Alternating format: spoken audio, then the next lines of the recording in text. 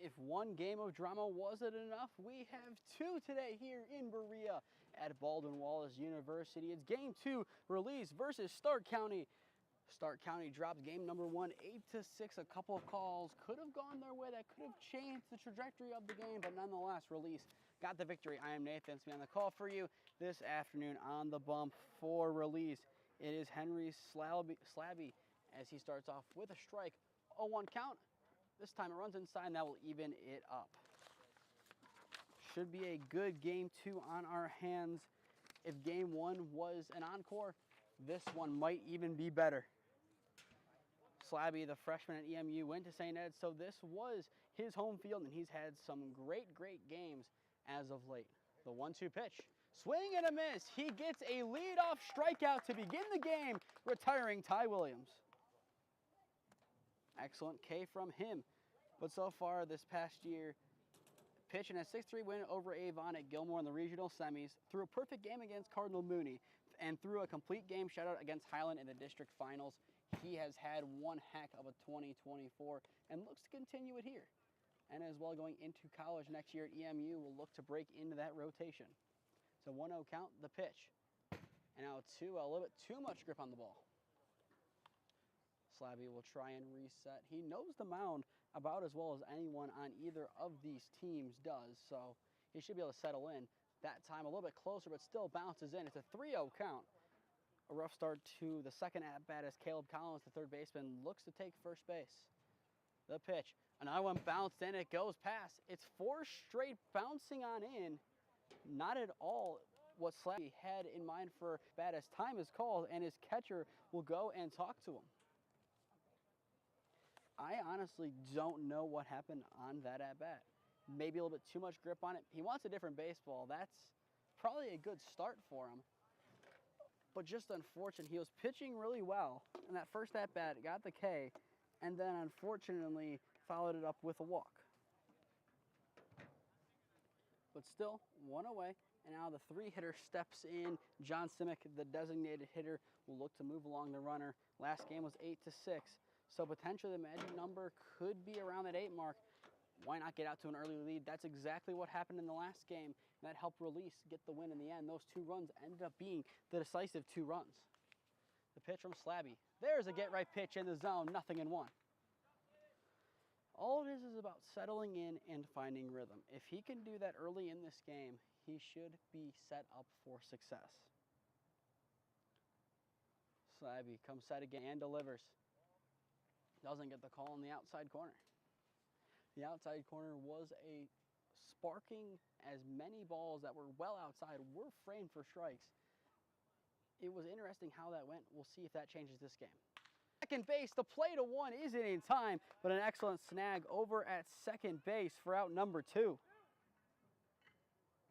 It was just lined perfectly, but still snagged nonetheless. It looked like for a brief moment it was going to find the grass over in right field, but the second baseman was right in the way, and now here comes Benjamin Himes, the additional hitter. Runner goes, the throwdown is in time! An excellent chuck from Dominic Bransel to retire the side. We once again will have some throwouts from behind the dish. Grega with 2, and now Bransel with 1. 3 across 2 games thus far. Middle of 1 in Berea, it's 0-0, and Release will get at the sticks when we return.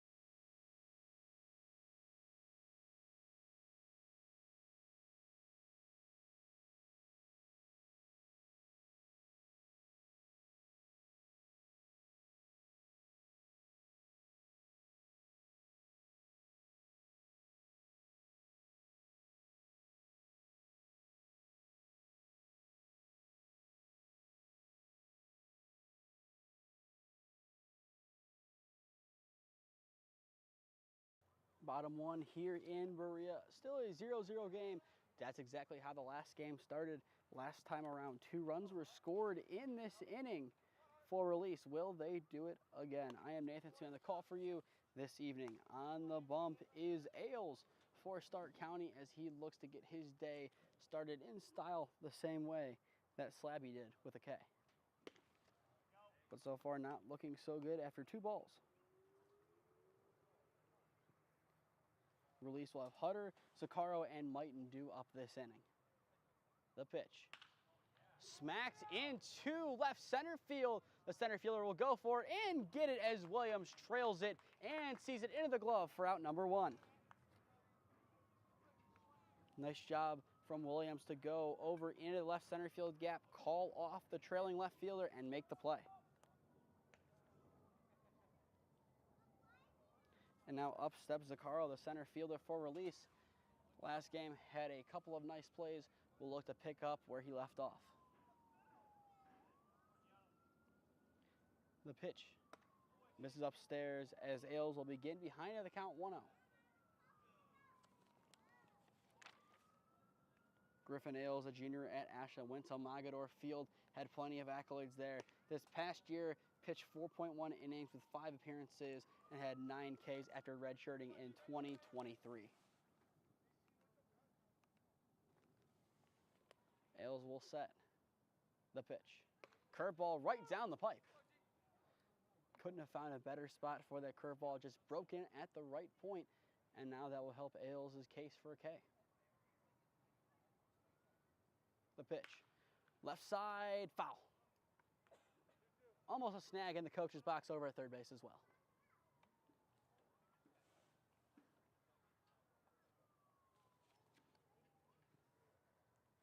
The on-deck circle is L.A. Mighton, the first baseman. The pitch from Ailes. Smack left side once again and foul. Keeps hitting it down that left field line, just needs to straighten it out. It appears that he is destined for extra bases, but he just needs to straighten it out just a touch.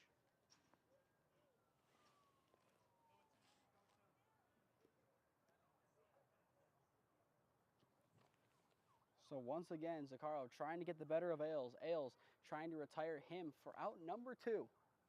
The delivery. Ground ball right side this time, hits the bag and foul. So 3 foul balls, 2 down the left field line, and now 1 down the right field line, just skipping off the bag.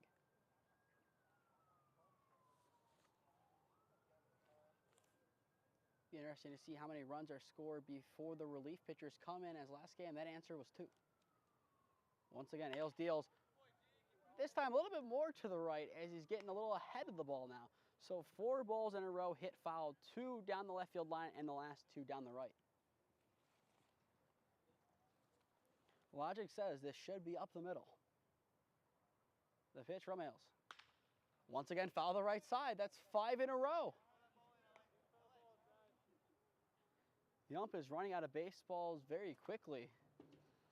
And to be fair, Ailes might be running out of responses that won't be hit foul. Ailes tries to get him one more time. This time it's sent into right field, well in the air. Kelliker gets underneath it, calls off his center fielder Williams, and makes the play for out number 2. It only took us maybe 3 or 4 minutes, but finally we have out number 2. But what a battle that was from Zakaro. 5 foul balls before eventually popping out to right field. It was a quality at-bat, but just couldn't get the job done. Now here comes L.A. Mighton. Stole home in the last game. That was his pivotal play. The pitch from Ailes. Thought about it, but holds back. Nothing in 1 count. After Mighton, it is Ciavuela, a.k.a. Chevy, in the on-deck circle. Misses outside. You can hear the frustration from Ailes on the pitch. That will even it up.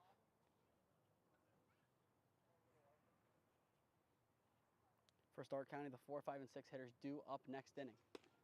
Once again, missing outside, now a 2-1.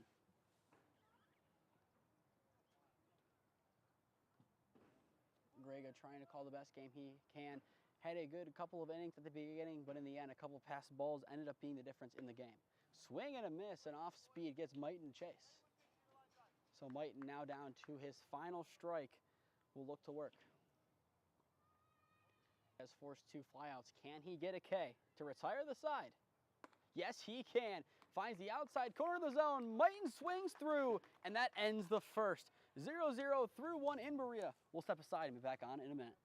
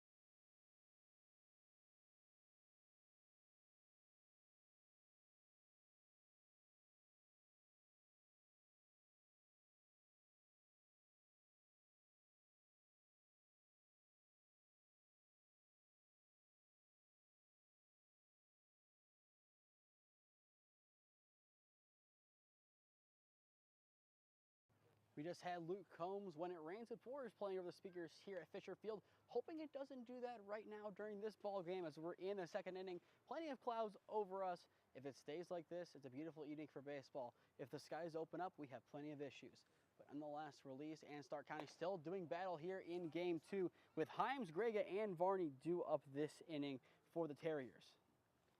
Himes last game began the second with a base hit, which then led him reaching second base on an error. So let's see what he has to begin the game this time around. Slabby gets set once again and delivers. Misses well off the plate.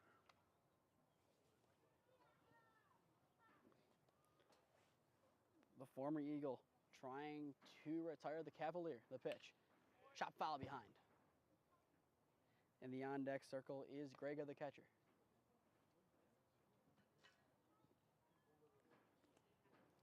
Slabby wasting no time, delivers again.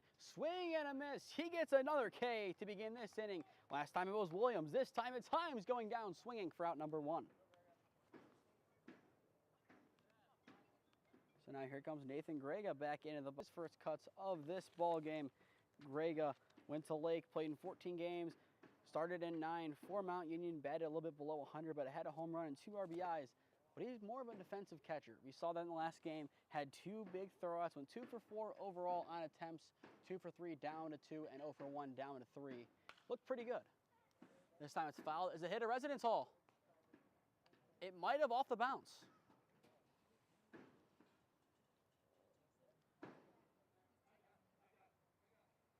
The pitch. Misses low and just skips on in.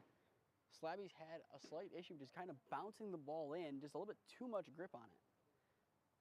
And his catcher, Branson, who already has a throw out to his name, will go and talk to him for a brief moment here. Don't know what it is. He looked really good on the first at-bat. Same thing this inning.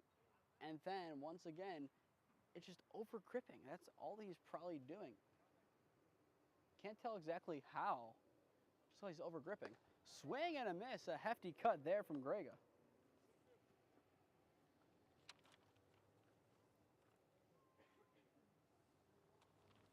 Grega looking to avoid going down on strikes.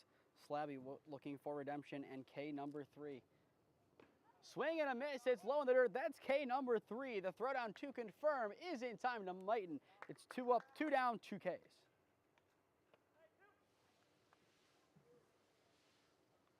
And now with 2 away, up steps Parker Varney. We did not see him in the last game, but the first baseman steps up for his first cuts. The junior at Malone went to Carrollton High School. A couple other players in this game also went there, so we see some familiar faces. The pitch from Slabby misses outside. It's a 1-0 count. Slabby starting to shake off the early bounces. Swing and a miss. Now he's commanding the fastball with some speed.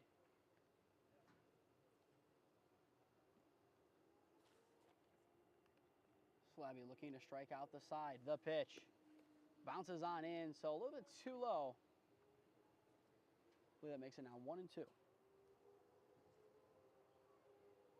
Slabby will set and deliver. Doesn't get the call on the outside corner this time around. Maybe last game that was a strike. Slabby deals again. This time goes a little bit too low. It is a walk here with 2 ways. So that's the first runner or second runner aboard of the game for Stark County, both via the walk. Now Alex Laird will step up for his first cuts of this ball game. The shortstop looks to move the runner across, and last time there was a runner on, he was thrown out stealing second. But Laird, the sophomore at BGSU, had 1 hit against Ball State and then had a season-ending injury. So once again, as I said in the last game, he looks to continue to get back into the rhythm of things after the injury. And now Bransel takes off the helmet, the face mask of his gear, and will take a second after getting hit on the foul ball.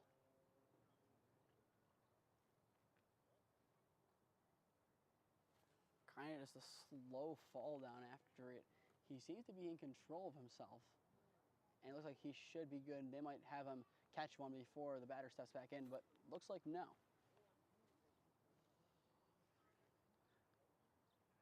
Kind of clipped him at a weird angle. He hopefully will be okay, and appears to be as of right now. That's something to monitor down the stretch of the game. Slabby checks the runner over at first. A small lead, the pitch. Skips on in. Bransel does a nice job to keep it in front of him. The runner also trying to keep a close eye at first base. Varney does not want to get picked off.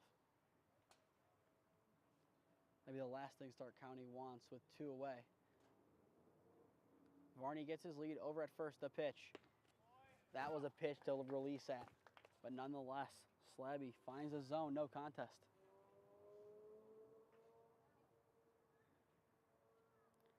Slabby, the slight look over that back shoulder. Varney, very minimal lead, maybe a couple feet at best. The pitch.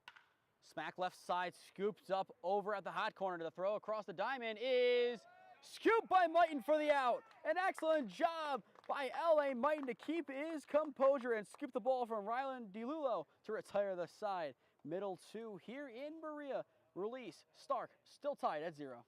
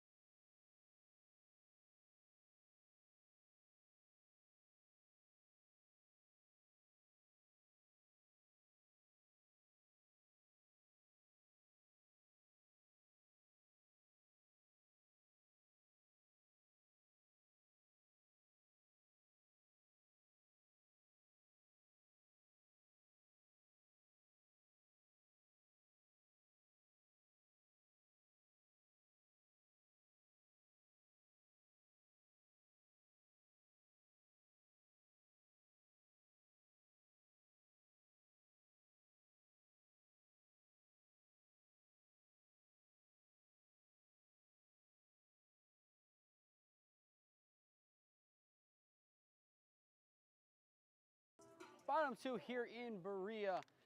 Still a 0-0 ball game, but still plenty of good action to go here in game 2 of our doubleheader. We're just tuning in. Game 1 belongs to Release. They won it 8-6 after putting up a bunch of runs in the 6th inning to take down the Terriers and hand them their second loss of the year. I am Nathan Smee on the call for you this afternoon. For Release, it's the 4, 5, and 6 hitters. Ciavola, Bremer, and Griffiths do up this inning. The pitch from Ailes misses well outside as Grega scoops it. Ciavola had a 2 RBI single back in the first game. So let's see what he can do in his first at-bat of game 2. What he can do is walk. He'll be the first base runner of this game. Full release as they're represented on the base path with one away, and now up steps Justin Bremner. Bremner, the additional hitter, will look to move along the runner. Bremner went to Walsh Jesuit, played at the field a couple of times in high school. Looked to make an impact here with none away. Ailes nods and delivers. Center field it goes on a fly. Williams gets underneath it and snags it for out number 1. That's his second putout of this afternoon's game 2, but still a necessary play to make, and that gets Stark County 1 out closer to getting back at the sticks. Now here comes Joey Griffith, the designated hitter. Got the save in the last game, and now as the designated hitter will look to move the runner across and make some damage happen with one away. Ailes will set and now deliver. Fouled away to the netting, nothing in 1 count. After Griffiths, it goes to Bransel, the catcher.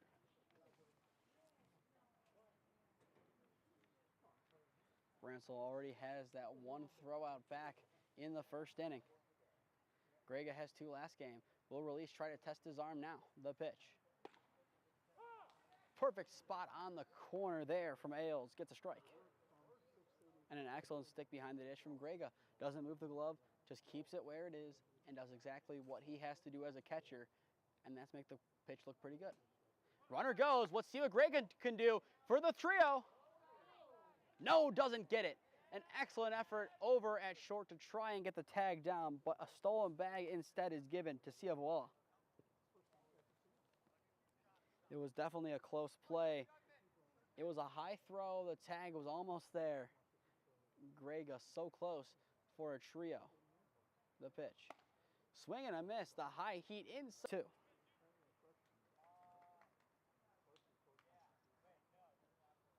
So that is the second K of the game from Ailes, and now here comes Bransel back up. He's a runner in scoring position to work with. What can he do with 2 away in the home half of the second? Curveball runs well inside. It's a 1-0 count. For Stark County, Kelliker, Yacobucci, and Bonifay due up in the third. Ailes sets, checking over his back shoulder and delivers. Swing and a miss, gets him on the inside corner. 2 strikes in a row.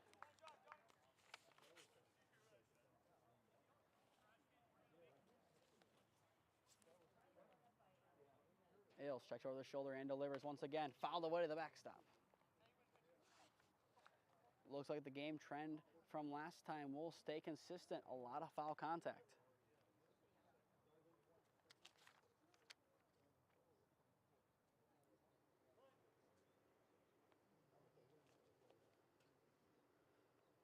Ailes will come set, looking to get out of the inning and strand the runner. Misses outside as Grega snatches it.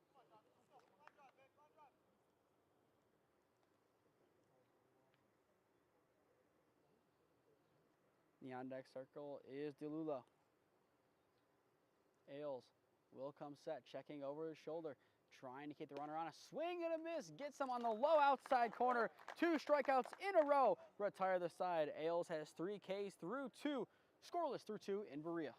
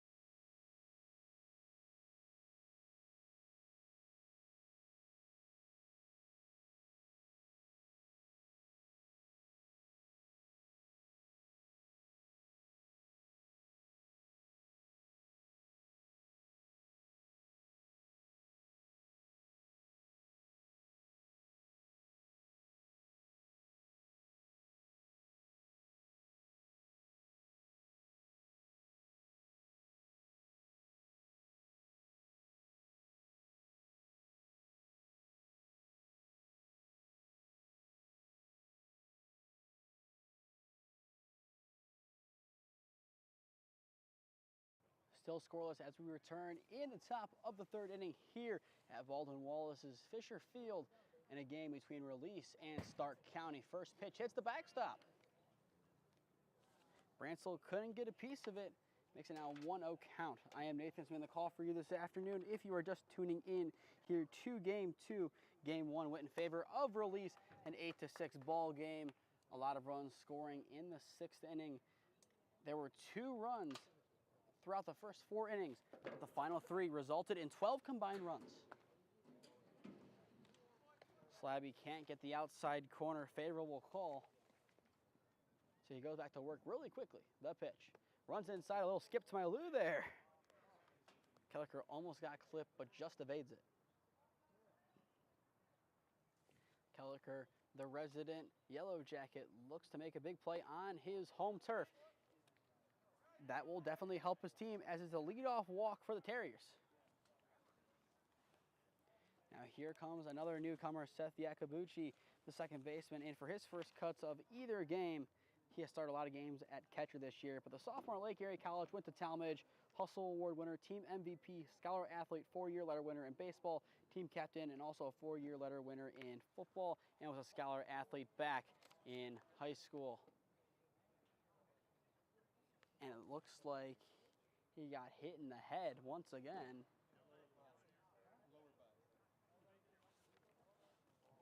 So now we're going to have time here. But actually, so now, are they looking at the baseball? So we do have a catcher change officially. That's what the batting was. As Bransell, who threw out a kid, is out. So Toth is back in the game catching. He got clipped there. Brief stoppage. Unfortunately, a lot of changes happening early here in this game that we did not want to have happen, but due to injury, we have it. Runner goes and hit foul into the trees. So a bold decision there from Stark County. Bransell had to throw out before he left the game due to injury. They put in Toth, who has had plenty of throwouts throughout his high school career, and the first thing they do is test the arm. Maybe it works, maybe it doesn't. We'll see if Stark County will try and send Kelliker once again. The pitch. Curveball popped up and foul. But Bransell's day is done as he is heading out. So maybe on that pitch that he did get hit and continued on, didn't feel so good, but John Toth, the Highland catcher, will play the rest of the game most likely. I'm almost surprised they didn't go to L.A. Mighton behind the dish. Mighton was the catcher for Kenston. Expected him to catch game number 2. You could put someone else in at first base. Could have put Joey Griffiths, the designated hitter, back over at first base. Put Mighton behind the dish, unless Toth is fine to, but catching almost 14 innings the same day is not something he's accustomed to. It's one thing with Grega, who's played double headers in college, but the freshman going into college, another story. Crack of the bat in the right center field shallowly. That's going to be a tough play, and it's made. Nice job over in right field by Cia Voella. So with 1 out now recorded, up steps Rafe Bonifay. So Bonifay, another newcomer into the lineup, a sophomore at Malone, went to Indian Valley High School this past year, played in 7 games defensively, plus 2 at-bats this year. The pitch. Curveball misses off, making now a 1-0 count. So Slabby will now have to adjust to a fellow class of 2024 player behind the dish, opposed to someone a year older. Runner goes. We'll see how Toth can do the throwdown in plenty of time. The tag is there. Do not run on Release. Baseball. Both Bransell and now Toth have throwouts in this game. I said it when they sent him originally. It doesn't make sense to send him right after that happened. And then they test the arm, and now combined, the catchers are 2 for 2 on throwouts. So now 2 away opposed to 1. Toth, I believe, is settling in just fine and feels just fine. there were any questions on his ability to catch more than 7 innings, I feel like that's him put it to the side. As for Slabby, he walks another one aboard. So Bonifay will take first, and now we go back to the top of the lineup. But an excellent throwdown from Toth. Been seeing him catch for years, just highlights and that kind of thing from Highland. But nonetheless, just surprising to see that kind of statistic called upon early after catching a full game and making that big of a play. Very impressive. The pitch, fouled away to the backstop. So no 1 count here on Williams. Struck out his first time up. Full release, DeLulo, McKenzie, and Hutter due up in the home half of the inning. If you're just tuning in, Dominic Bransel, the starting catcher for release, had a throw out, got hurt, had to leave the game.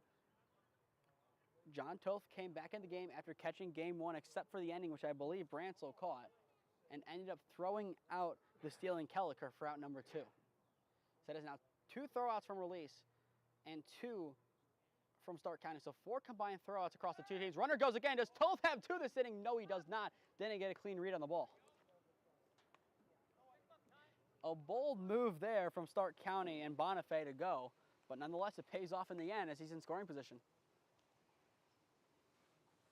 Toth saw the daylight. As a catcher myself, when you feel you have a good jump behind the dish, it's a good feeling and you just want to get that baseball out as soon as possible. Unfortunately, just didn't get a good enough grip on it and probably made the right decision just to eat it. The pitch, curveball misses high. Toth's going to work quickly to avoid any movement on the base path.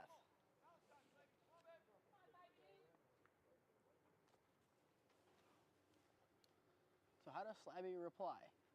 Already has 2 walks this inning, one of them thrown out, the other one now at second base. The pitch, foul away to the backstop once again. The foul ball trend continues. Still have a 2-2 count. Caleb Collins, the third baseman who walked his first time up, awaits in the on-deck circle for the Terriers.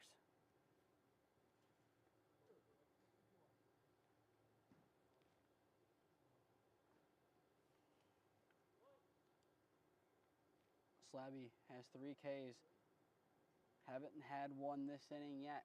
Will he get a K here to retire the side? The 2-2. Did he go? Yes, he did. Strike 3 on the swing, and the tag from Toth confirms it, retiring the side. Once again, Stark County puts someone on the base path, but John Toth, called upon from the bench, makes a play. Middle of 3 here in Berea. It's still 0-0.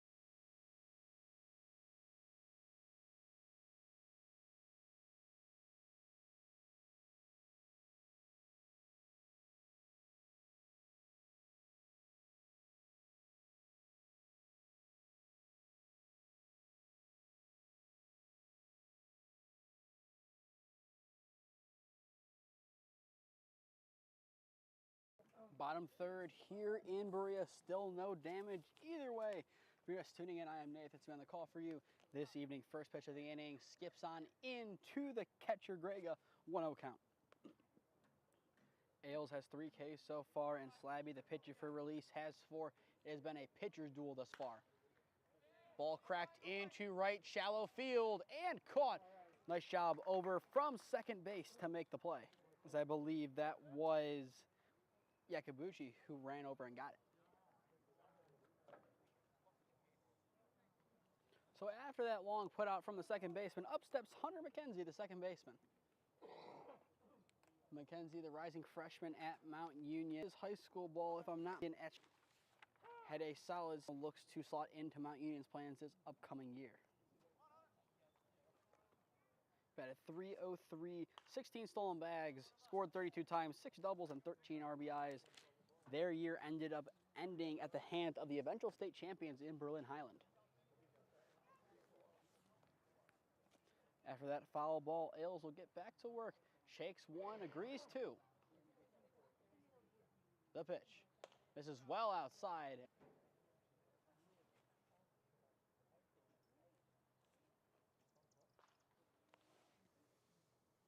The pitch from Ailes. Misses just outside. Now full count, 3-2.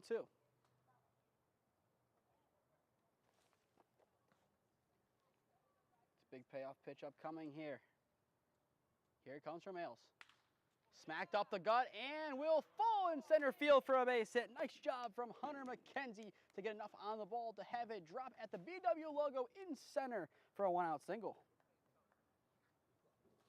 After that hit, we go back to the top of the lineup for release and Anthony Hutter.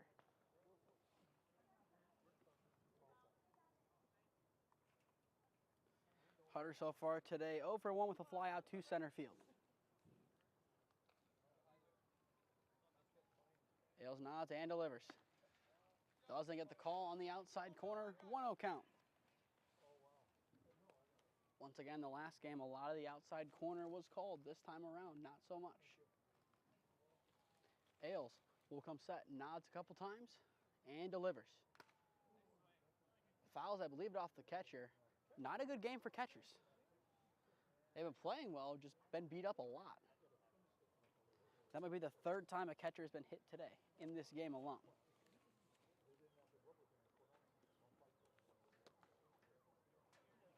Once again, if you're just tuning in, Dominic Bransel, the catcher for release, out due to an injury. He already left. John Toth back in the game, has a throw out to his name thus far. The pitch. Swing and a miss. Ailes challenged him, and Hutter couldn't match. The on-deck circle is Zacaro, who gave an epic at-bat last time up.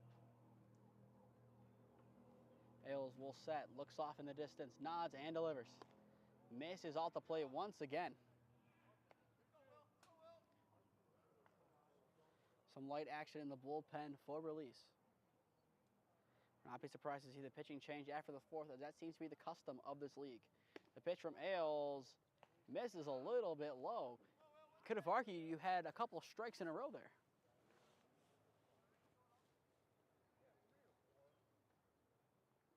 Ailes looking to avoid putting 2 runners on. Comes set, puts his head down, runner goes, the pitch. Grega has a chance for another throw out, misses wide to the left of the bag. The throw out not in time, but a K nonetheless that will help the cause for out number 2.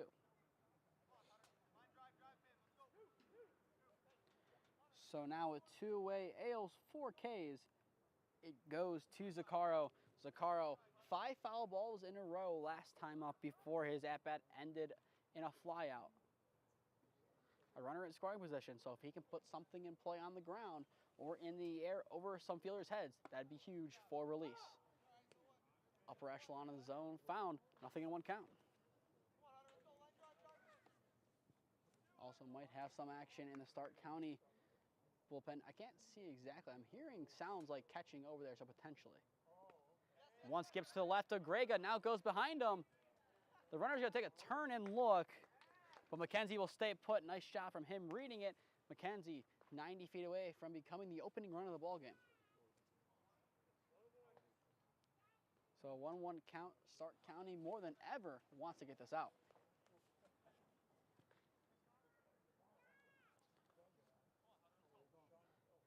Ailes comes set once again, trying to keep a close eye on McKenzie. Misses outside. Grega does a nice job to launch himself at it and keep it in front of him.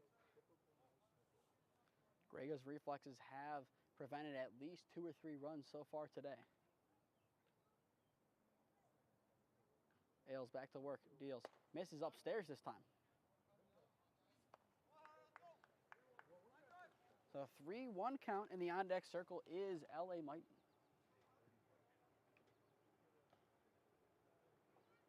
We're correction, Hutter is now up. My bad. There we go. So there we go. A little mix up on the lineup the way it was written out. Hutter walked. The K was against Heisler. There we go. Now here comes Zacaro.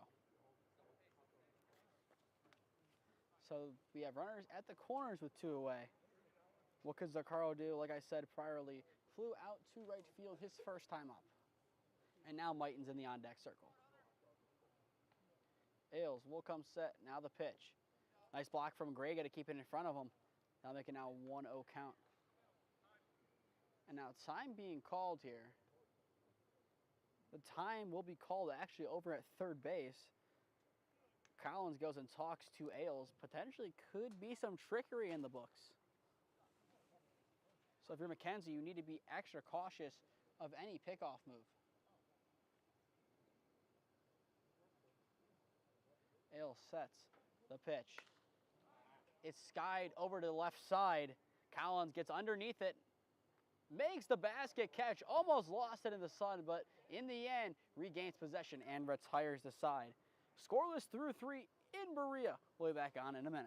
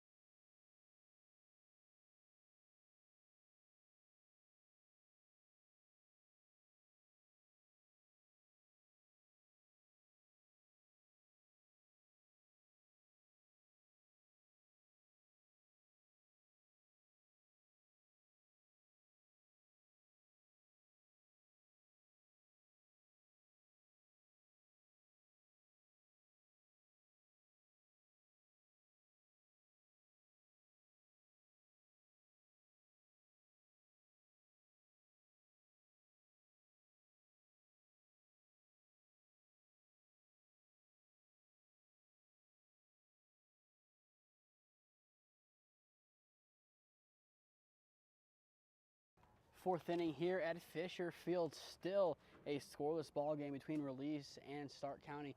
14 runs in the last game. Maybe all the runs we're going to see today, we're going to at least see one more run as we have to have a winner here in game 2 of our doubleheader. If you're just tuning in, I am Nathan Smee on the call for you this afternoon. First pitch of the inning goes in favor of Slabby as the curveball breaks at the right point. 0-1 count. Gets back to work immediately, but the curveball that time around doesn't favor him.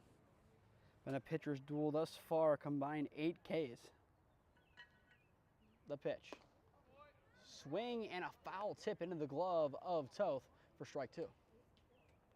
As well, if you're just tuning in, Brantle, the catcher, out injured. Toth came in and relieved him.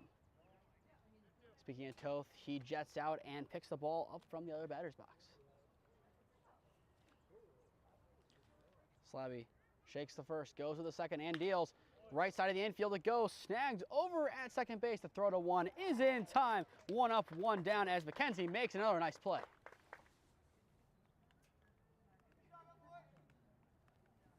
Hunter McKenzie has had a nice little game here in game 2 this afternoon. Had the nice catch, I believe, back in the first inning. But since then has gone up to the plate, got a base hit, almost scored. This time it's popped up to the right side. Does he make another play? Yes, he does. Hunter McKenzie makes the first 2 outs of the inning. Do we have the Hunter McKenzie inning? He has 2 putouts thus far, 3 total on the game.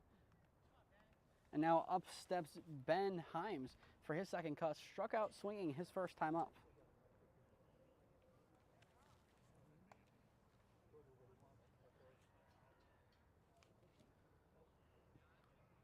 Slabby getting back to work on the bump, comes set.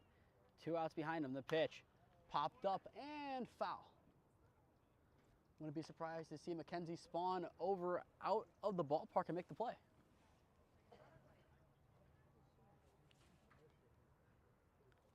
It's an 0-1 count after the foul ball on Himes. The pitch from Slabby. Swing and a miss, gets him to chase in the dirt. So quickly, Himes finds himself down 0-2 in the on-deck circle for Stark County is the catcher Grega. Slabby wastes no time, the 0-2. Right in the zone for strike 3, freezes Himes for the second time today and retires the side. Henry Slabby has 5 Ks as we go into the home half of the 4th. Release and the Terriers still tied up at 0.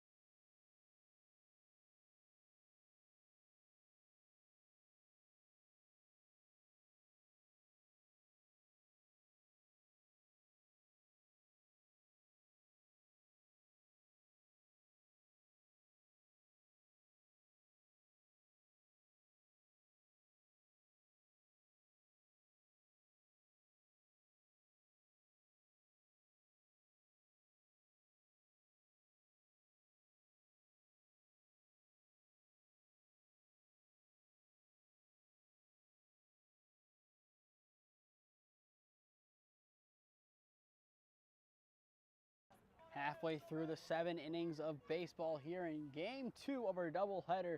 Release and Stark County still yet to score here in this game. I am Nathan Smee on the call for you this evening. If you're just turning in, first pitch of the inning is in the zone. 0-1 count to begin this at-bat on L.A. Mighton, the former Kenston Bomber. 0 for 1 so far in the afternoon. The first baseman has had a couple nice stretches. That will even it up at 1-1 as it skips on in. Full release this inning, Mighton, Ciavuela, and Bremner due up. Ailes will come set and deliver. Ailes 1 strike closer to his 5th K as he has Mighton down 1-2 in the count. It's about variance right now. Challenge Mighton and trust your catcher Grega to make the play. The 1-2, does he get the outside corner? No, he does not. Definitely close, but just a smidge off. Now we'll even it up now at 2-2. After that close call, what does Ailes reply with? A little bit too far outside this time around as Grega has to fall into the other batter's box to retrieve it. We now have a full count on our hands, 3-2. Ailes wastes no time for the payoff. Smack left side and snagged over at third. Do we have the play? No, we do not. Just past the first baseman, Varney. And into second base is L.A. Mighton. He's going to try and leg it out to 3. There is no contest. Almost a web gem over at third from Collins. Turns into L.A. Mighton, greeting him at third. It was smacked down that left field line. Collins extended for it through. Varney just couldn't pick it, and it resulted in 2 extra bases. Mighton did all he could, and the hustle continues from L.A.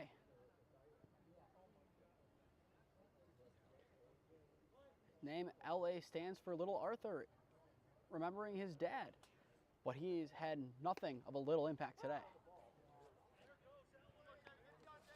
Earlier this year, LA had an interview with PBR where he talked about how his dad was a big influence in him wanting to play college baseball as LA is going to Akron this coming year.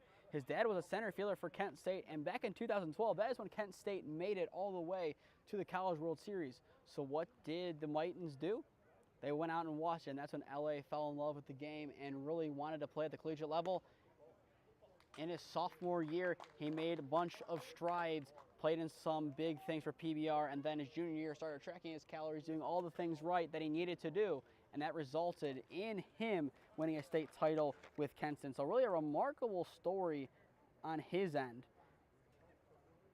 Ciovola strikes out for the second K, or for the first out of the inning, and now up steps Bremner. The pitch. Finds the top of the zone, 0-1.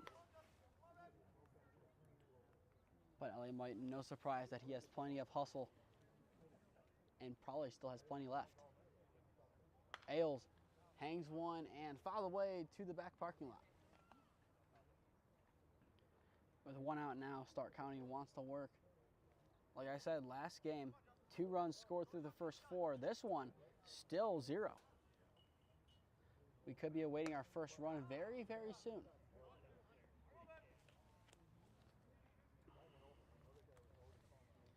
Bremner flew out to center field his first time. A fly out to center field this time would most likely result in a sacrifice fly. Ailes comes set once again and delivers. Misses off the plate. Ailes has done a nice job, though, settling into this ball game. He's looking for out number 2. If it could come at the plate, that would be really big for the case of getting out of the inning. And it does come at the plate. He freezes him for out number 2. It's 2 straight Ks in a row from Griffin Ailes. With that ball not being put in play, a forced play at 1 would be enough to avoid giving up a run. But Joey Griffiths will look to break the deadlock. Ailes sets and delivers. Right down the middle. Couldn't have been a more perfect pitch. 0-1 count. I said it about Stark County last game. They need to be willing to pull the trigger. The pitch. Good patience from him as it misses outside. That will even it up at 1-1. For Stark County next inning, Grega, Varney, and Laird due up. Ailes sets and delivers. Swing and a miss. Challenges him in the zone. And quickly, Griffiths is down 1-2.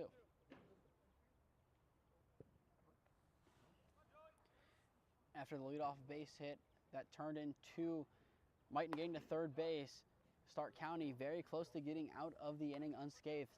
They'll still have some work to do, though, with a 2-2 count. Ailes will come set. Now the pitch. Swing and a miss. It's 3 straight Ks as Griffin Ailes retires the side on Ks. He now has 7 through 4 as we go into the 5th. We still have a 0-0 ball game, but if last game was any indicator, we have a lot of runs upcoming. Stay tuned.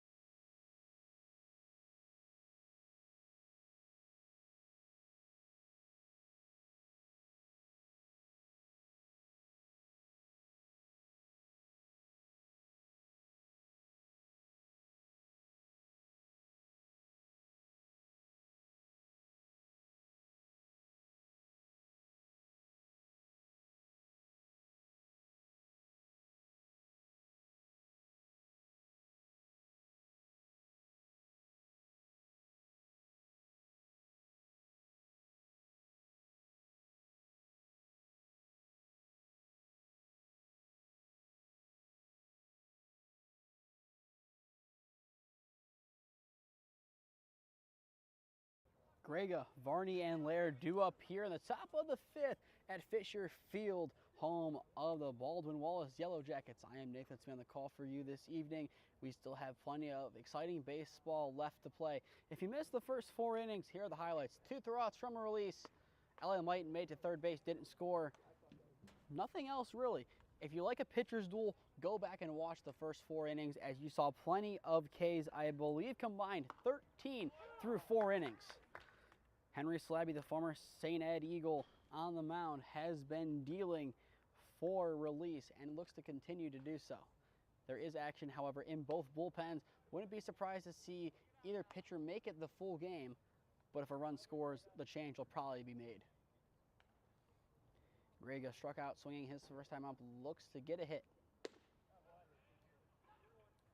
So far in this game, I believe it is a no-hitter through 4 from releases pitcher Slabby. Couple walks, but otherwise, no-hitter. There's a get-right pitch for him as he finds the inside corner. If the result holds and Slabby does get the no-hitter, I believe that would be his 2nd of the year. That one hit foul to the right side. It would be at least his 2nd. Technically, it was a perfect game, his first one against Cardinal Mooney here. But a perfect game is still a no-hitter. That might change it. It's skied over to right field. Ciavola gets underneath it and snags it for out number 1. So it continues for Slabby. 4.1 innings pitched, no hits, and I believe 1, 2, 3, 4 walks. Not a shabby day at all. Now Parker Varney, the first baseman, steps back up, walked his first time up. The pitch skips weirdly off of Toth's glove, 1-0 count. And also credit to John Toth. Caught most of game 1 except for, I believe, the final inning or so. Had Bransel start game 2, get hurt, had to come back in, and made a play. Ground ball hit to McKenzie over at 2. The simple play is over Mighton's head. The tag is not there. I believe that will be scored an E4 on the throw, but nonetheless, Stark County has someone on with 1 away. There's a reason why I say it's a simple but necessary play. Unfortunately, it just wasn't there on that throw. I don't know if it left the hand weird. Slabby had a similar issue with gripping control earlier in the game. But nonetheless, release now has to play with a little chip on their shoulder. Toth, the chuck down to make up for it. Cannot. It goes a little high to the right. And now that puts a runner in scoring position. This might be a scrappy game. And how unfortunate would it be if the only run of the game scores because of that?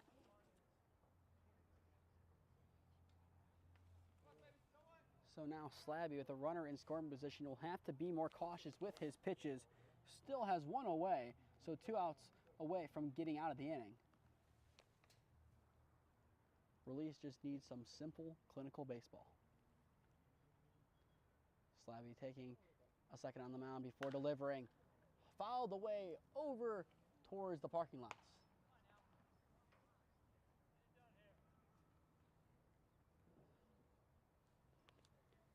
After Laird, it goes to Kelliker, the resident Yellow Jacket.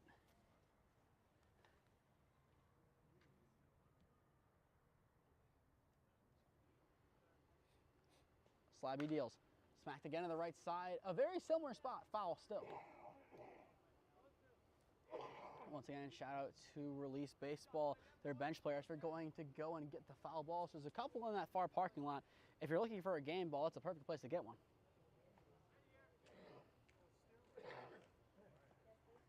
Slabby will take a second before coming set, looking for a crucial out number 2. He deals. Swing and a miss as a drop third. He needs to make the throw down. Toth throws it. It's in time. The runner will dance between 2nd and 3rd before going back. But that is now the 6th K on the afternoon from Slabby, and it's a big out number 2. So now with a forced play at first being enough to end the inning, up steps Nolan Kelliker. Walked his first time up, but he was the victim of Toth's throwout.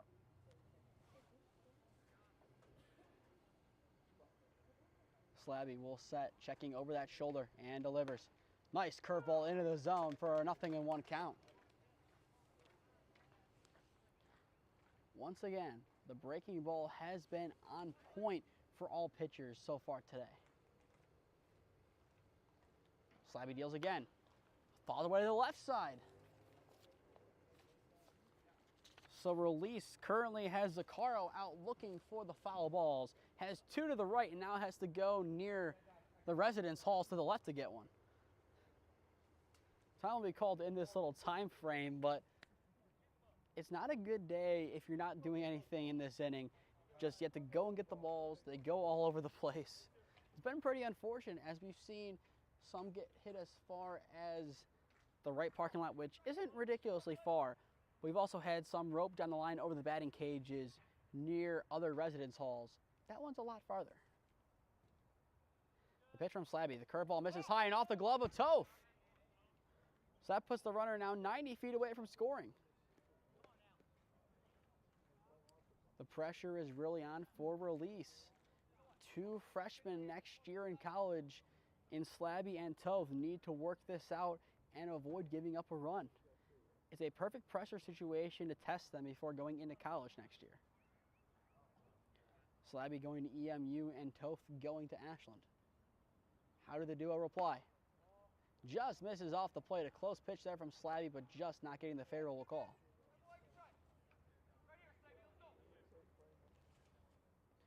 So Slabby still looking for out number 3 with Yakabuchi in the on-deck circle for the Terriers. Here comes the pitch. Fouled away to the netting. Survive and advance. That's all this is right now.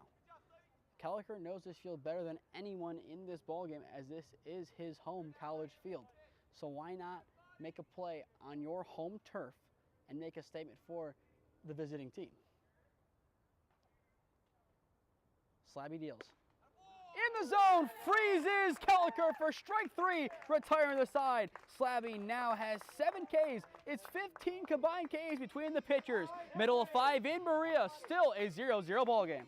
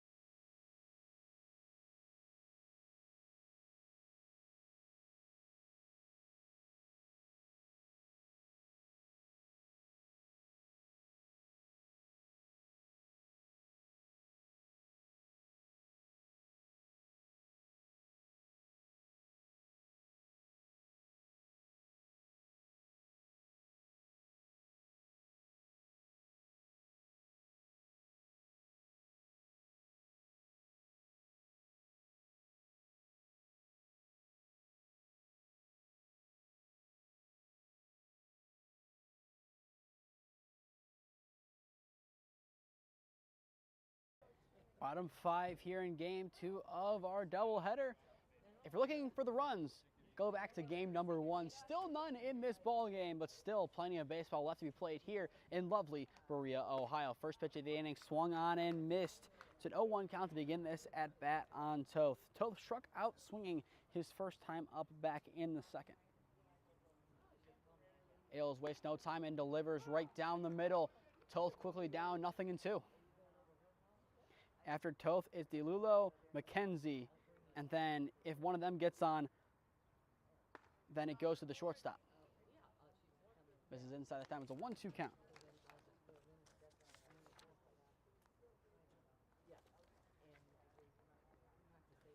The pitch on the 1-2, fouled away up on the netting. So after Heisel, the shortstop, then goes back to the top. So 4 batters before the top of the lineup, not a bad spot for Release to be in. And similar for Stark County, they have 2 before they go back to the top in the 6th. So it might be the heart of the lineup for both teams in the 7th that could make the difference. Almost a pitcher fielding play, but just gets through. Tough play from short is made. An excellent job by Allaire to find Varney's glove over at first for out number 1. Maybe took a little bounce off of Ailes' glove, but that was no issue for Alex Laird.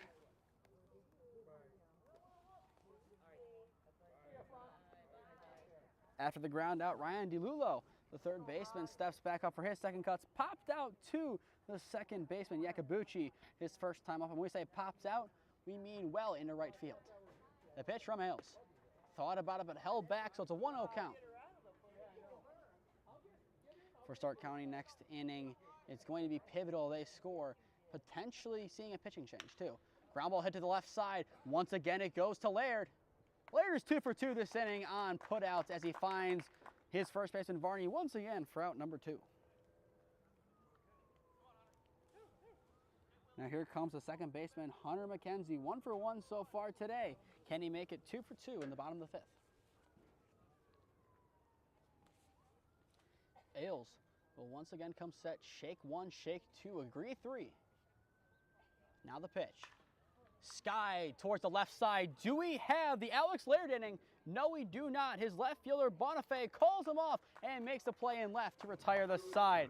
Release goes in order. End of 5 at Fisher Field. It's still a 0-0 ball game. Stay tuned, as I can guarantee you a run before the night is over. We'll be back on in a minute.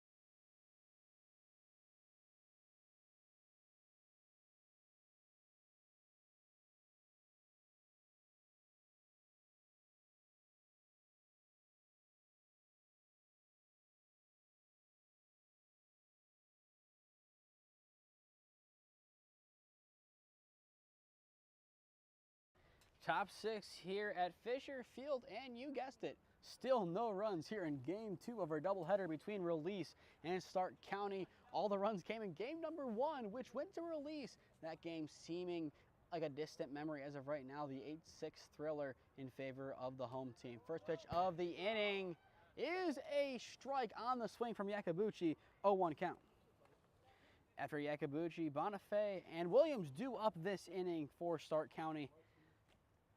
Both teams have had a runner get to third base, but none cross home quite yet. And it's an 0-2 count now to begin this at-bat for Yakabuchi.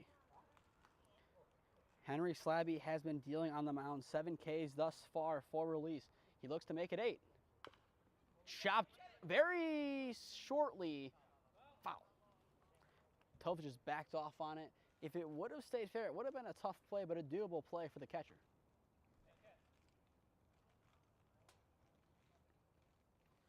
So we'll see the 0-2 once again. That's exactly what Yakabuchi needed to do. He got a piece of the ball, and we'll see yet another pitch. I'm kind of surprised Stark County hasn't gone back to what they did in Game 1 and try to lay down some bunts. Obviously, this is not the scenario to do it, but I'm surprised they didn't send Yakabuchi out there with the instruction to bunt.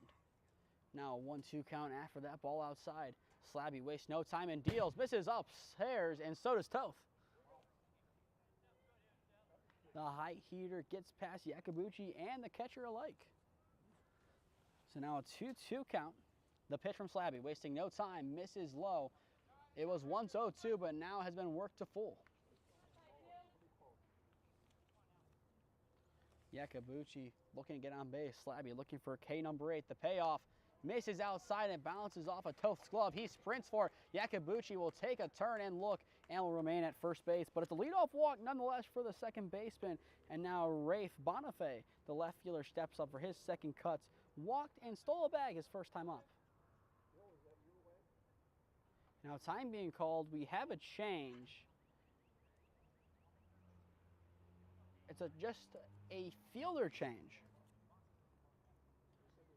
So over at third base, we now have a new fielder. DeLulo is out. Don't know who came in. Slabby sets and delivers. Bunt being shown. There's the bunt that I expected to see earlier. It's going to be a small ball game. Would not be surprised to see bunt, 1 out, bunt, 2 out, runner over at third. They make something happen. And it looks like they pulled DeLulo to go warm him up. Slabby will come set. The pitch, bunt being shown, pull back, tilt the back pick. A little bit too in front and a little too high. Play not there. Still the right idea nonetheless. And now time being called. Do we have the pitching change made immediately? Release's coach will go and talk to his pitcher. Now DeLulo will go to the bullpen on a little bit of a hop. So over at third base is Ciavuela. There is someone else in right field. I'm going to assume that's either Bremner or Griffiths.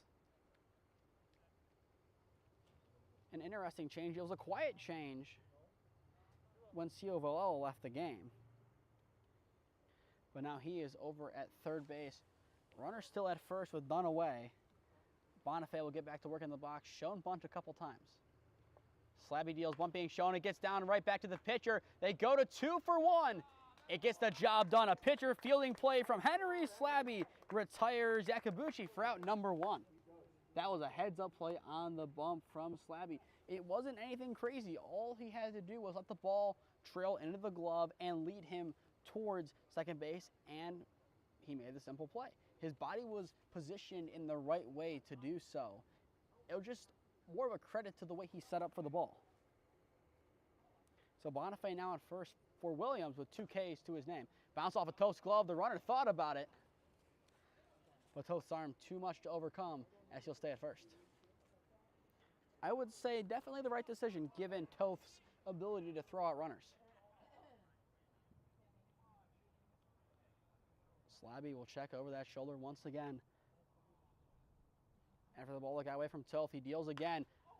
Popped up, it might be too shallow, it might be falling. And it does on the BW logo. It bounces over the center fielder. Everyone appears to be safe for now, and they are. It is a shallow double for Ty Williams to put 2 runners in scoring position.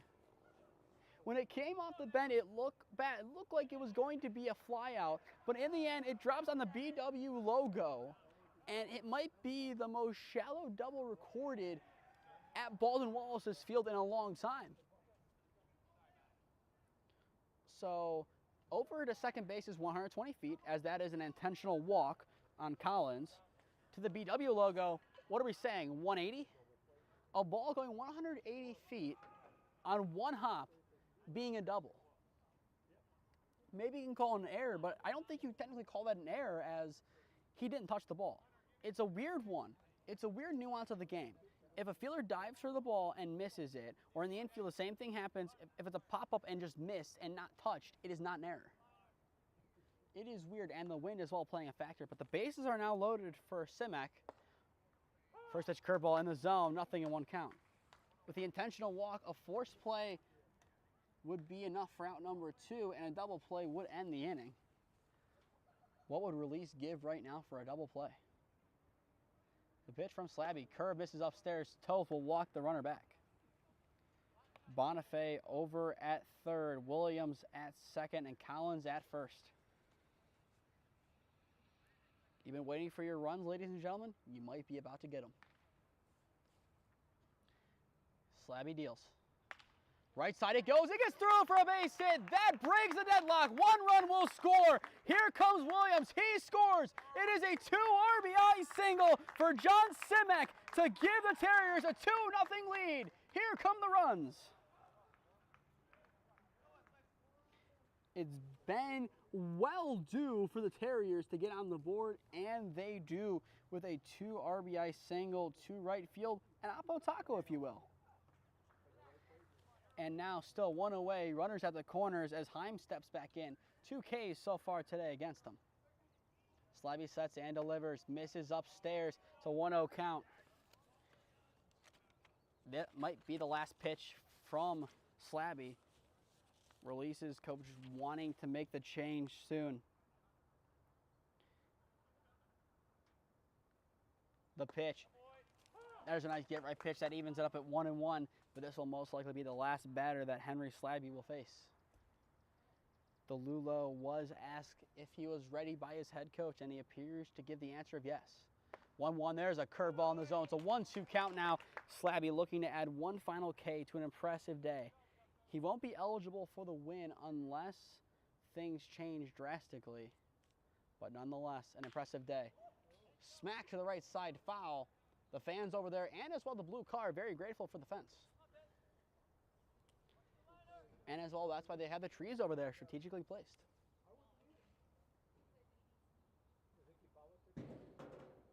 So after that wake-up call to the fans in right field, here comes another pitch from Slabby. Swing and a miss in the dirt. They're not going to need a throwdown. Slabby has 8 Ks to his name, and now 2 outs. Will the call to bullpen be made? It appears to be. I don't mind that move. They're going to bring in DeLulo to close out the inning, and with pride, and with a good play, Slabby will end with 8 Ks, 2 runs allowed. Unfortunate that it happened, but it was a nice hit nonetheless from Simek. Call the bullpen here in Berea.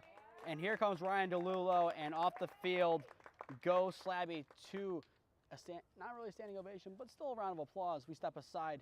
A new arm on the mound here in Berea.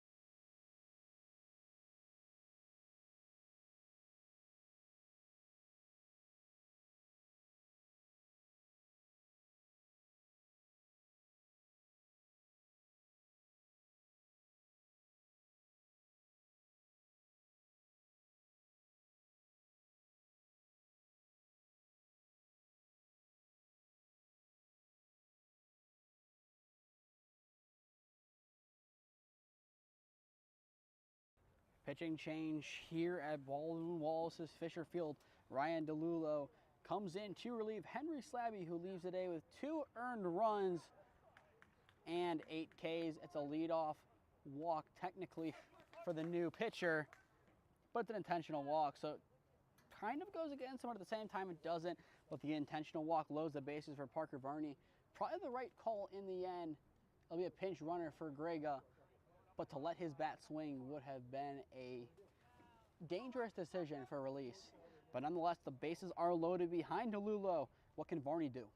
Curveball beautifully drops in. 0-1 count. That's an excellent first pitch from DeLulo. And immediately is going to be a conference between catcher and pitcher. So a chance they didn't talk about signs yet.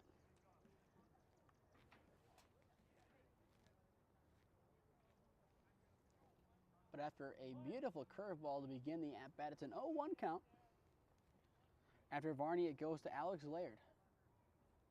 The pitch, curveball, doesn't get the spot there. It was definitely close, but that will even it up at 1-1. if you missed the last game, a lot of the outside corner pitches were given strikes. That one's a no-doubter right down the middle now. 1-2 count as DeLulo starts to settle in.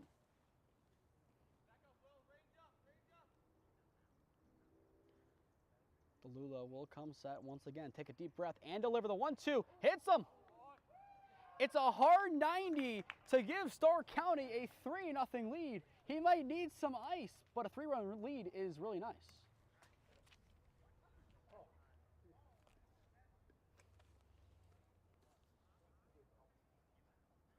So hit by pitch RBI.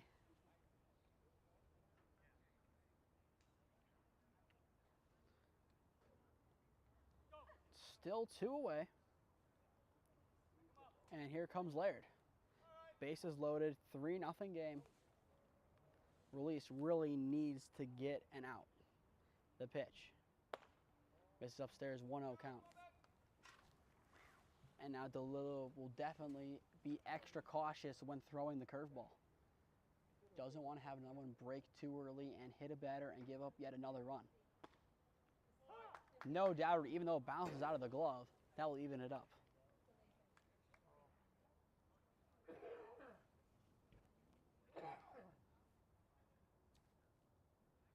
So 1-1 count.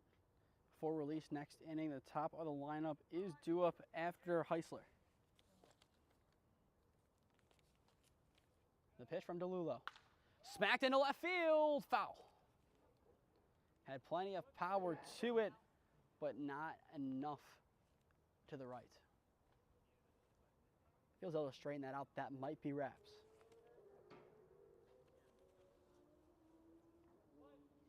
Nearing around the hour-and-a-half mark of this ball game. The pitch. Left side once again, and more chop this time. Nonetheless, same result, a foul ball.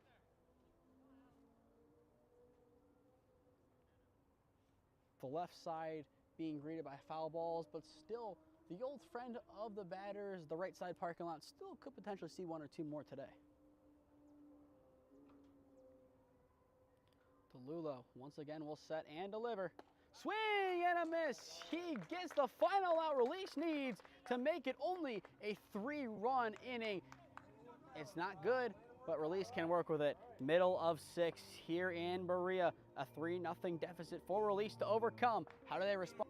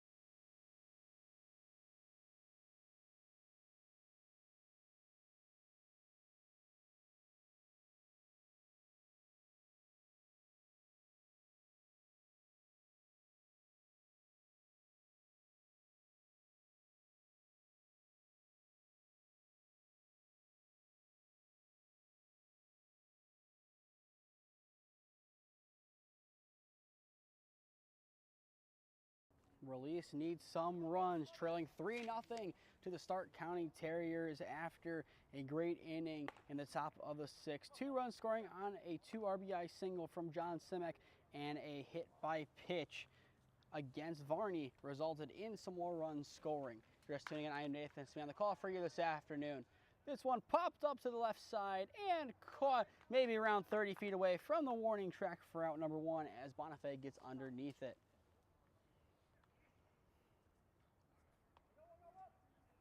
Now we go back to the top of the lineup here as Hutter steps back in. Over 1 on the day with a walk and a flyout.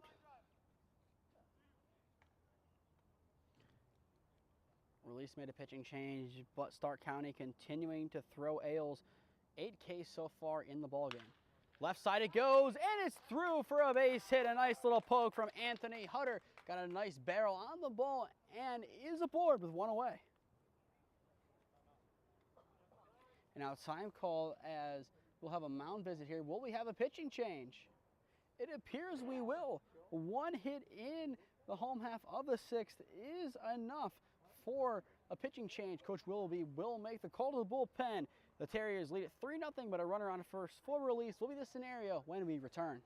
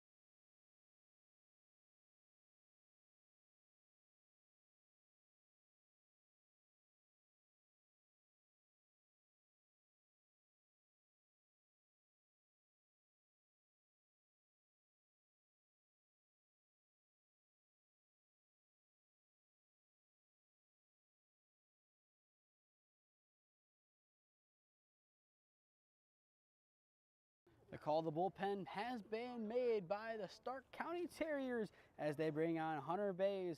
He went to Lake High School. He is now a sophomore at Lake Erie College. His first pitch in the zone, 0-1 count to begin this at-bat on Zaccaro. Bays was an honorable mention All-Federal League, recorded a 1.31 ERA, 78.1 innings pitched, 10-4 record with 82 Ks and a 178 opponent average. I believe that was in his senior year with Lake, a 3-year letter winner and a team captain for the team in Uniontown. So an impressive resume from his high school days. Now the sophomore with the Storm looks to close this game out for the Terriers. He started off well in this at-bat. 2 Ks so far against Zaccaro. LA Mighton away to the on-deck circle. If Zaccaro is able to get on, the tying run would then be Mighton. Bays will come set. Throwback to 1. I believe that is the first throwback of the game as someone yelled "got him" over on the right field line. That might be the best fan interaction of the day. The pitch. To left side and foul. Does this mean someone from a release will be sent to go get that foul ball? Most likely. I believe the right side parking lot feeling a little bit lonely right now. The pitch. Nice block in the dirt there from Grega. And you can see it in the far distance, there is a release baseball player going to get the foul ball. That has been the main activity of those in the dugout. The pitch. Ground ball right side.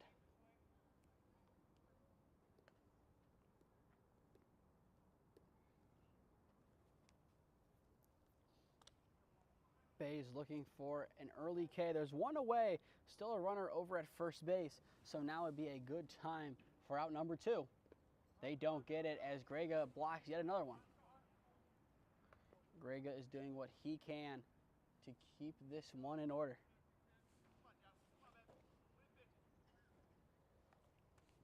We are now at around the hour-and-a-half mark, officially. The pitch, runner goes, chopped foul to the right side. If Hutter tries to go again, I feel like Grega is going to be more prepared this time. I don't know if you send him. You're down 3-0 if you release. I get that you're going to try and get him in a scoring position, but at the same time, I don't know if you test Grega's arm. He's had the 2 throwouts today, 2 for 4. Do you test it at this point in the game? You saw what Toth did against them. Do you try and do it? And there it is again. Someone yelled, got him. There was no tag. The fan interaction has been great the last 5 minutes. Bays will go again. The runner goes. It's in the dirt. It's ball 4.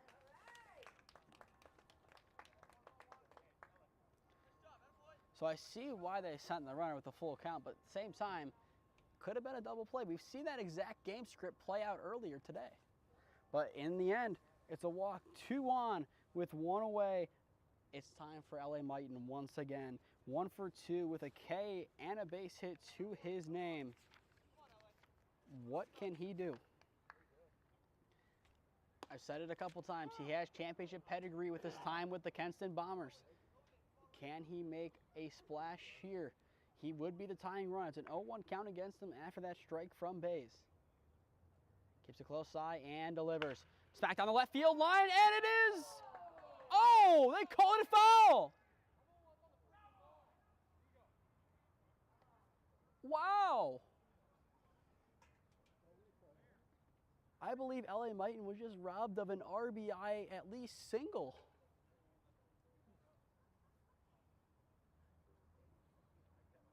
I have no words. Mighton now has 2 strikes against them. They saw daylight, the pitch. Popped up, and there it goes. The right parking lot will have a friend once again. Those parking lots over there have been hit by foul balls at least 10 times across this doubleheader. It's like a magnet over there. Probably because there's no cars. The pitch from base. Ground ball goes up the gut, hits a weird bounce off the pitcher's mound. The play at 2 is in time. Try making an argument that he was safe over at 2, but the fielder's choice now puts runners at the corners with 2 away. But going back that one down the line, I saw it once. I saw it initially.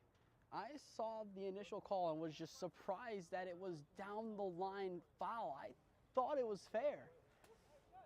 If the right call was made, then forgive me. I'm not trying to argue the call by any means. I'm just saying what I thought I saw, and I thought I saw a fair ball down the left field line for extra bases. But nonetheless, runners at the corners with 2 away. Pops up to the right side. And hits off a tree and foul. That might be one of the only times a tree does not benefit the fans, as it kind of ricocheted off and almost hit one. But now here comes Ciovella once again. Had an RBI single with 2 RBIs actually back in the first inning of game 1. That game seeming like a lifetime ago. But today, both sides definitely shocked by a couple different decisions made. Been one of those days. The pitch from base misses well off. I say it for basketball, say it for baseball. You're not playing against the umps, you're playing with what they give you.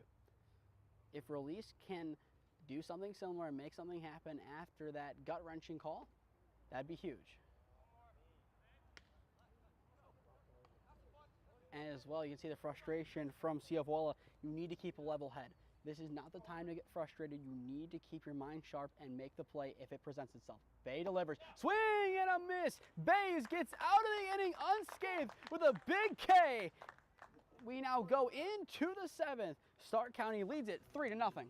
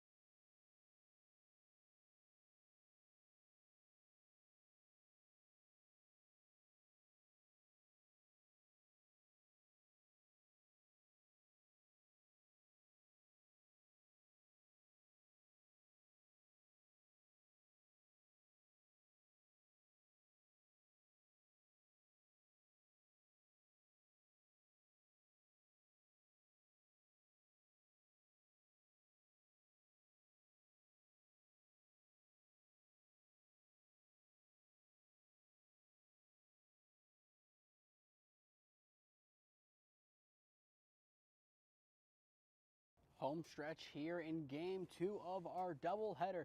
Stark County leads it 3-0 over Release. If you're just tuning in, I am Nathan Smee on the call for you this evening. Due up this inning for Stark County, Kelliker, Yakubuchi, and Bonifay.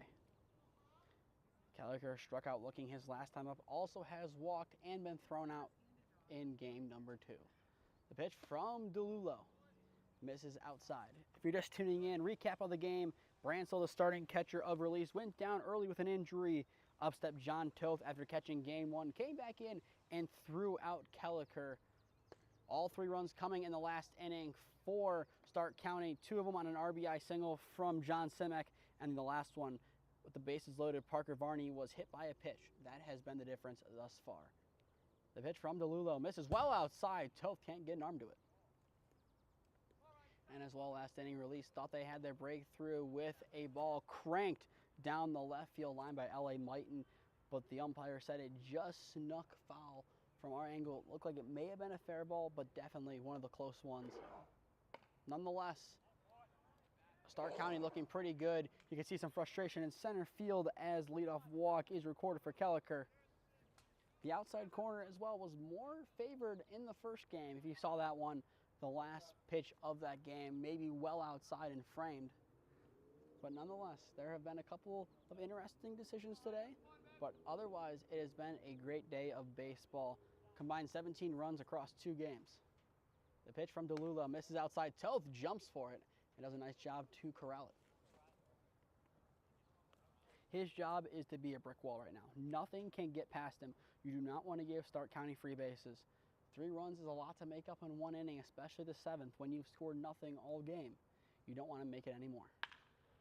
Left field it goes. It's cranked. Is it over the left fielder's head? No, it's not. An excellent catch in left field by Anthony Hutter to prevent any damage and record out number 1. Stark County fans had some hope that that ball was going to carry over the head of the left fielder, but just in the end dies as Hutter got to it. But he did a nice job there, took his first step back, went over the back shoulder, and made the play he needed to.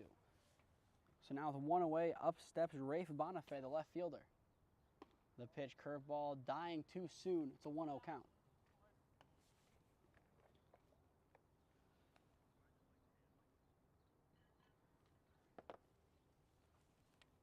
DeLulo will check over the shoulder and deliver. Thought about it, but it's in the zone nonetheless. This weekend we have a triple header of games on Saturday. The Forest vs. Premier makeup game of game 2 of the doubleheader. We'll have that one 11 a.m. first pitch over at Westlake, and then Sunday a doubleheader at Brunswick. Runner goes. Toth, it's high. The throwdown is not in time as it goes wide right as it trails on into center field.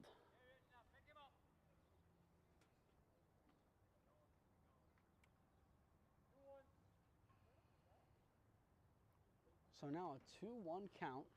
Runner in scoring position. Nice job there from Kelliker to get the better of Toth this time around.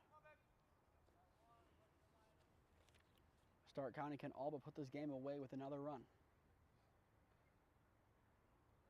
DeLulo will check over the shoulder and deliver. Swing and a miss. A hefty cut there, but nonetheless a challenging pitch. DeLulo starting to find his stride here, looking for out number 2. Not at the call given from Toth behind the dish. Takes a deep breath and delivers. Swing and a miss. Gets them to cut on 2 in a row for out number 2.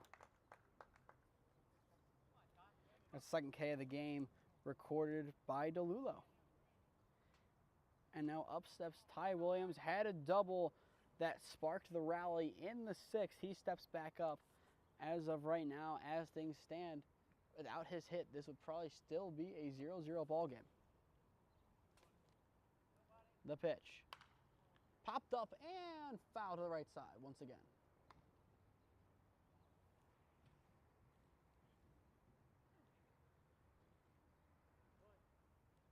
We need some kind of shoot over there where the ball is just kind of rolling to and roll back to the diamond. The pitch from DeLulo. Curveball taken advantage of by Williams, but still skied into center field and caught by Zaccaro to retire the side. We go into the home half of the 7th. Release needs 3 runs to keep their hopes alive.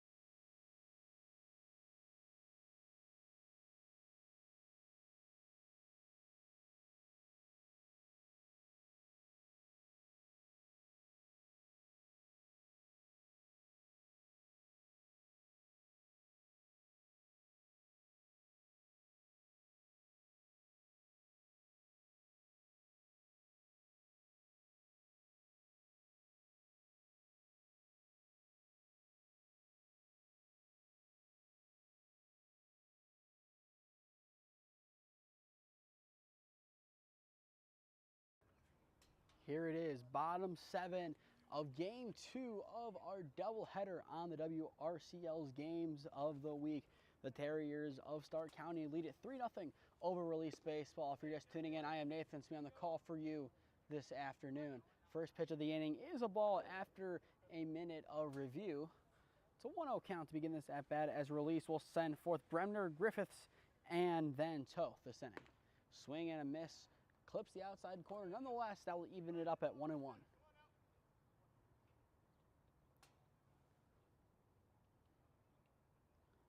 Bays will come set, checking over his shoulder and delivers. Popped up and will go foul to, you guessed it, the right side. That parking lot's still constantly getting foul balls greeting it. So 1-2 count. Bays looking for out number 1. Gets it. An excellent pitch there. He loses his hat in the process, but it's well worth it. 1 up, 1 down in the home half of the 7th. So Bays now has 2 Ks to his name upon entry to the ball game in the 6th. And now here comes Joey Griffiths, 2 Ks to his name thus far in this game. The designated hitter looks to get something going as Release needs a spark with 2 outs to work with. Top corner achieved, 0-1 count. Bays and Ailes have done an excellent job today just finding corners of the zone. They have painted it perfectly throughout this ball game. A couple of them could have been given that weren't even, but they looked really solid, especially Griffin Ailes. Definitely player of the game if the result holds. He pitched one heck of a game, only pulled because he let a base runner on. A great outing from him. Chop foul to the left side this time around. And we have a dugout play. Cio Volella makes the play from the dugout as he stands up and greets the chopped ball foul. So an 0-2 count here on Griffiths. Bays will come set. Now the pitch. Misses off the plate, now a 1-2 count. I don't mind that pitch. Try to get him to chase. Don't hand him a ball he can put in play. It's an 0-2 count. You've done a lot of the heavy lifting, but the load has not been set down quite yet. Here's the 1-2. Nice block there by Grega. Once again, Greg has had an excellent 2 games behind the dish, blocking at a couple pass balls in the last game, but they were mainly wild pitches. Nothing he could do about them. He has done an excellent job behind the dish, catching now almost 14 innings. Left field it goes. There's a 1-out single for Joey Griffiths. Got a good barrel on that baseball and gave it a little ride into the left field grass. Now here comes Toth. So far in this game, 0 for 2 with a K and a ground out. The tying run awaits in the on-deck circle, and it's Ryan DeLulo, the pitcher, who started the game at third base. Bays will come set. Now the pitch. Top corner of the zone once again. 0-1 count after a beautiful pitch from Bays. His bread and butter is painting that inside corner on the first pitch for a strike. It has worked really well. He goes again. It goes into right field this time and caught on a line for out number 2. Kelliker gets underneath it and Release is now down to their final out. And now here comes DeLulo, the last man standing for Release. He needs to get on base, and after him it would go then to Hunter McKenzie. Stark County, they want to split this series. They wanted to come away with a sweep, but they'll have to settle for, at best, a split. The pitch. Swing and a miss. Gets them to chase low in the dirt, but still on that inside corner. Nothing in 1 count. DeLulo so far in this game, a pop out and a ground out.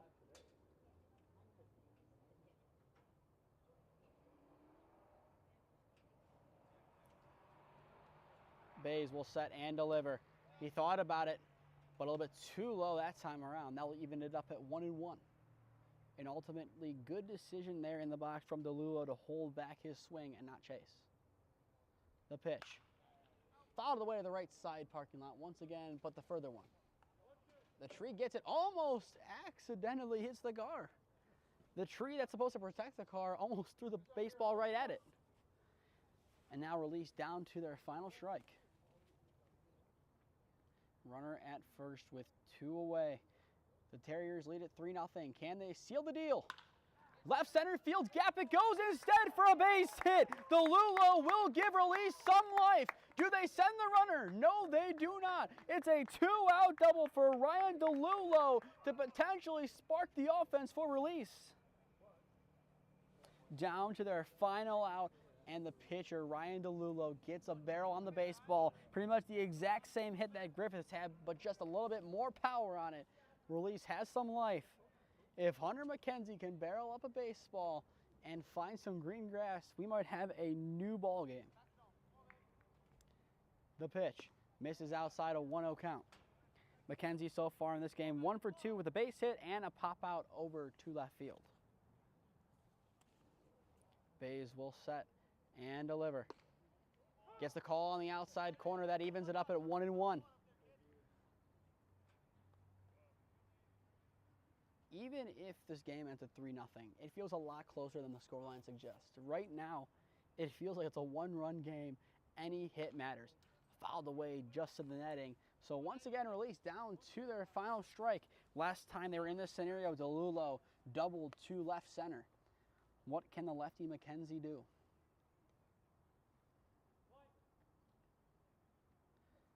Bays peering into his catcher Grega to get the call. It's going to be a big pitch. Can Hunter Bays seal the deal for the Terriers? No, he cannot. Almost gets the call as it drops a little bit too soon. I think the Stark County faithful thought the game was over. It was definitely a good pitch, but dropped just a smidge early. Bays sets again. Can this time he end the game? Yes, he can. It's a drop third. The throwdown to confirm is in time from Grega. Stark County wins Game 2 of the doubleheader 3-0 after putting up 3 runs in the 6th inning. An impressive showing in Game 2 from the visitors. Your player of the game goes to Griffin Ailes.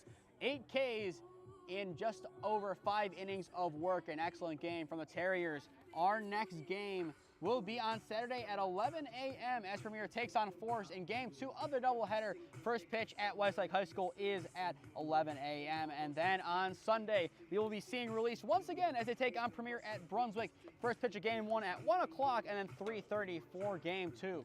To stay up to date on all the games I'm covering, follow Smee Sports on Instagram and Twitter. To stay up to date on all the action in the Western Reserve Collegiate League, follow the WRCL on Twitter at WRCLBB. And finally, subscribe here to the WRCL YouTube channel and enable push notifications to be notified when we go live.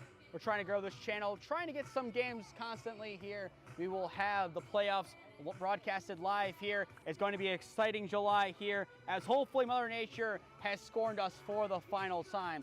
But with that, that will do it from Baldwin Wallace. The Terriers win 1, Release wins 1, honors even after 2 games. I've been Nathan Smee. Have a good night, everyone, and thank you for spending your Tuesday with us here in beautiful Berea.